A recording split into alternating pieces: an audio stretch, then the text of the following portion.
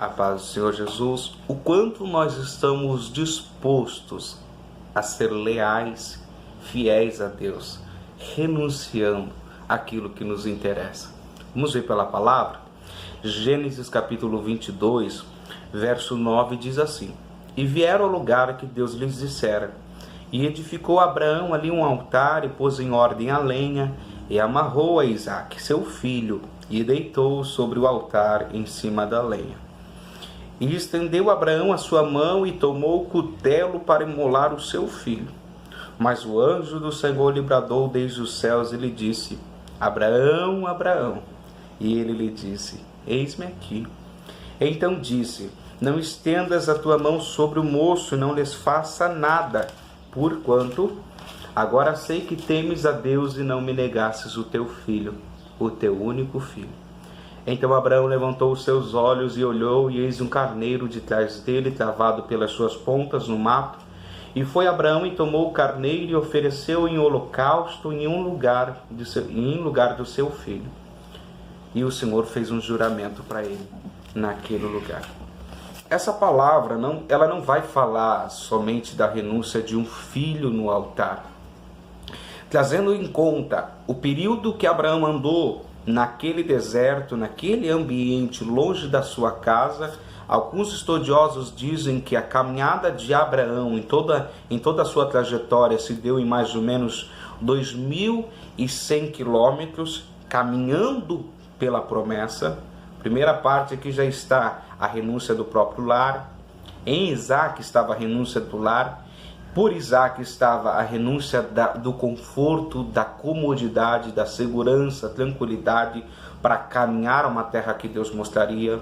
Isaque, ele simboliza 24 anos de tempo esperando a promessa se cumprir, porque Abraão recebeu a promessa com 75 anos e o cumprimento dela se inicia aos 99, se dando exatamente com 100 anos.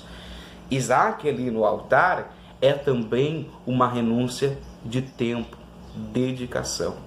Isaque, ele vai simbolizar o esforço do homem para conquistar algo. Não é apenas um filho que está no altar. Na verdade, se fosse apenas o filho, já seria muita coisa. Mas ali, Abraão está colocando a sua caminhada. Ali, Abraão está colocando o esforço dele de conquistar algo que Deus o havia prometido. E uma das coisas mais interessantes ali é que Abraão está demonstrando uma disposição de renunciar, de se desfazer, se desligar, ou como diz algumas traduções, se desamarrar da promessa. Agora pense comigo, nós vemos pessoas abandonando Deus porque a promessa não se cumpriu. Mas aqui nós vemos o pai da fé abandonando a promessa para agradar a Deus. E isso é fé. Então aqui eu te convido a refletir, se a tua fé não tem gerado em você uma dependência tão grande de Deus, que já não cabe mais no teu coração o interesse se aquilo vai se cumprir, se tal coisa vai ou não vai acontecer, mas o teu coração só quer tão somente agradar e ouvir a voz de Deus.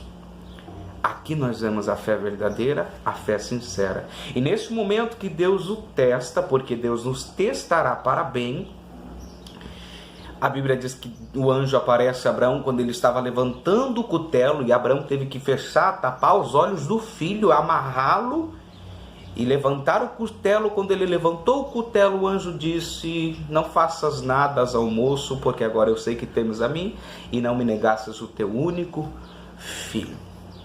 Testou, aprovou, confirmou e fez um juramento. Deus então fala a Abraão e disse: Agora em diante eu vou te abençoar grandissimamente, multiplicarei a tua semente como as estrelas do céu e como a areia que está na praia do mar, e a tua semente possuirá a porta dos teus inimigos, e em tua semente serão benditas todas as nações da terra, aqui falando de Cristo, porquanto obedecesses a minha voz.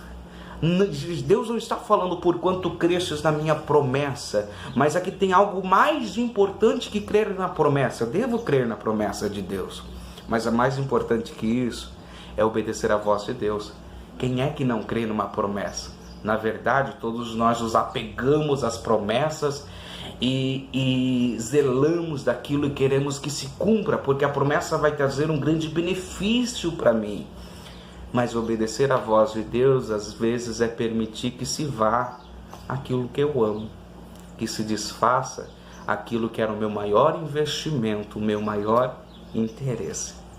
E olhando nessa promessa, eu te abençoarei grandissimamente, me faz lembrar da promessa de Cristo. Um dia Pedro disse para Cristo: Jesus, nós tudo deixamos para seguir a Ti, e agora, o que nós receberemos? Pedro só pergunta isso depois de 3 anos. Aqui nós vemos também uma fé sincera. Pedro não seguia Cristo por causa de promessas, até porque ele não as tinha. Ele tinha a promessa de ser pescador de almas, promessa espiritual. Só que depois de um tempo de caminhada, Pedro sentiu a necessidade de saber o que ele receberia aqui.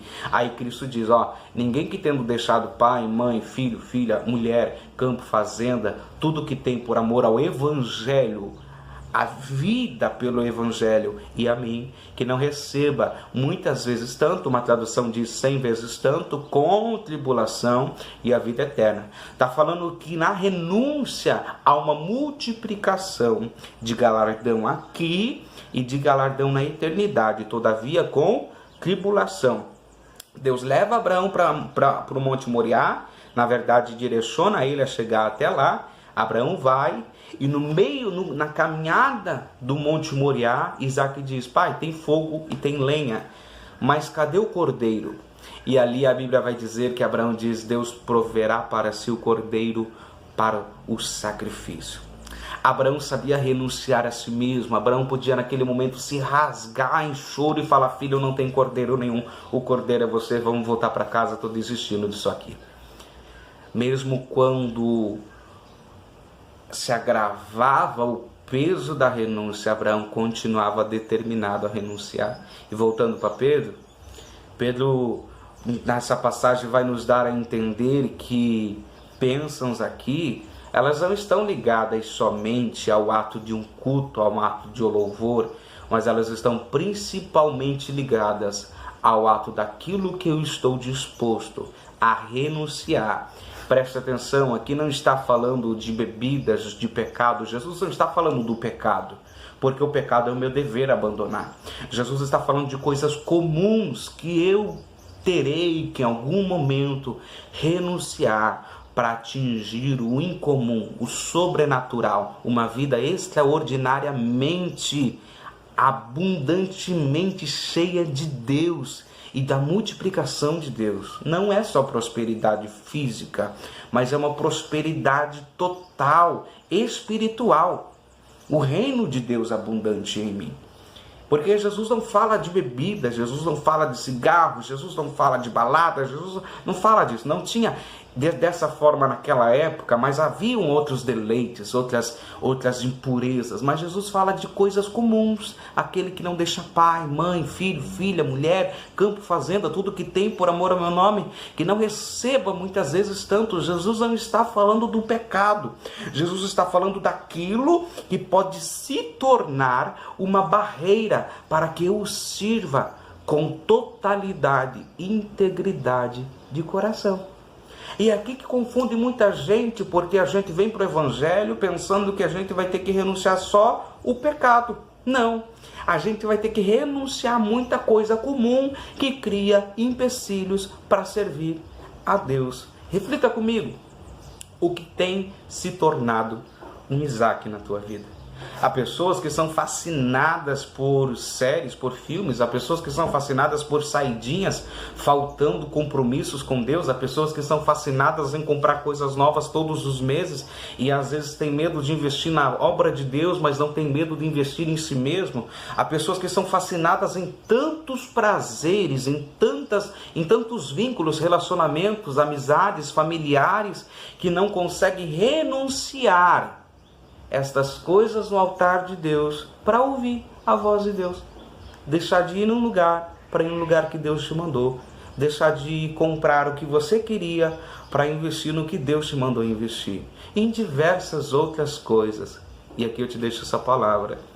Você teria coragem de provar para Deus que você o ama acima da promessa que Ele te fez? Deus te abençoe e te esclareça essa palavra no coração.